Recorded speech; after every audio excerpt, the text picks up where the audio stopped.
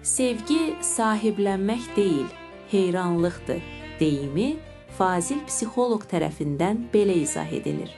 Salam dostlar, gəlin bugün bir anlıq dayanaq və sevgiyə baxışımızı sorğulayaq.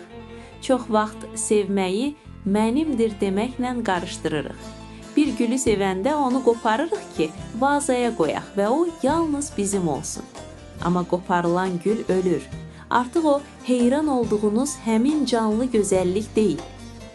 Psixoloji tərəfdən baxsaq, sahiblənmək qorxudur, itirilmə qorxusu, özünə inamsızlıqdır. Biz birini qəfəsə salanda əslində onun ruhunu öldürürük. Amma heyranlıq fərqlidir. Heyranlıq bir insanın varlığına, onun özünə məxsus rənglərinə, azadlığına hörmət etməkdir. Əsl sevgi, qarşındakını dəyişdirməyə çalışmadan, onu olduğu kimi izləməkdən həzz almaqdır. Günəşin doğuşunu mənimdir deyə bilməzsiniz, amma ona saatlarla heyranlıqla baxa bilərsiniz. Sevdiyiniz insan da belədir. O sizin mülkiyyətiniz deyil, həyatınızın ən gözəl mənzərəsidir. Unutmayın, azad buraxmadığınız heç nə əsl mənada sizin deyil. Sevgi, ovcunuzu sıxmaq deyil, onu açıq tutmaqdır.